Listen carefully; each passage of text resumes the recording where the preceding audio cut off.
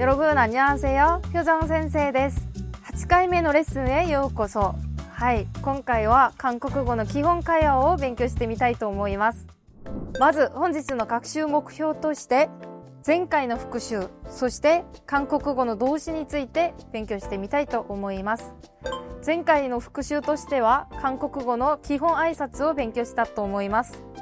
その時に안녕하세요、고마워요、미안해요、죄송해요、안녕히 가세요、안녕히 계세요などを勉強したと思います。その時によをつけると尊敬語になります。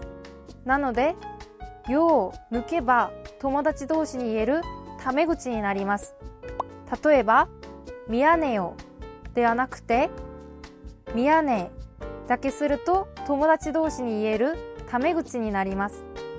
ですので皆さんもタメ口も尊敬語もたくさん練習してみてください。はい、それでは韓国語の動詞について見てみたいと思います。ご覧の通り사다、보다、먹다、읽다、마시다、배우다、일하다、공부하다が書いてあります。まず사다は日本語で言うと買うの意味です。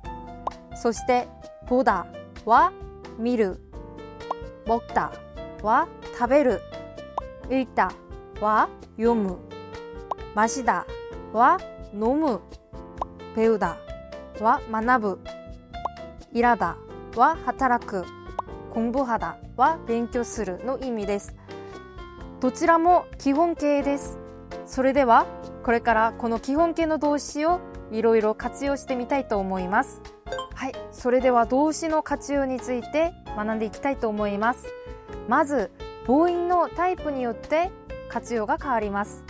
1番、あとおがある語感だとあよをつけます。だを抜いてあよをつけます。例えばだったはただよ、さだはさよ、ぼだはぼあよが縮まった形でばよになります。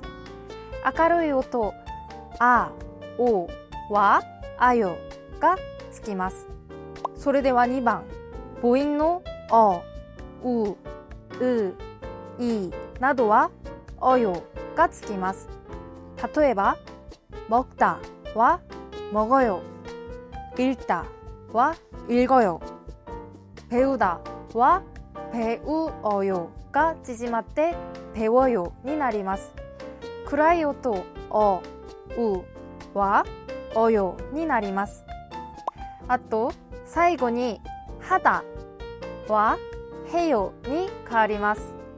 일하다は일해요、공부하다は공부해요、하다は特別に全部해요になります。じゃあ一緒に練習してみましょう。たった、ただよ、さだ、さよ、ぼだ、ばよ、먹다、먹어 요、 읽다、읽어 요、 배우다、배워 요、 일하다、일해 요、 공부하다、 공부해 요。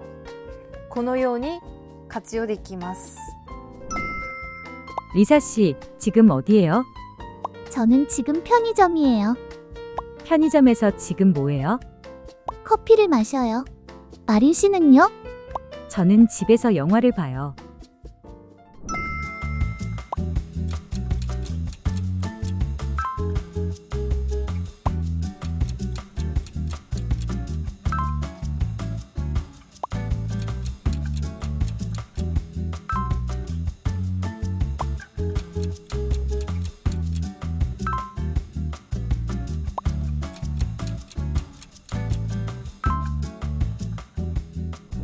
はい、それでは次回は韓国語の数字と位置、そして存在表現、移動表現について勉強してみたいと思います。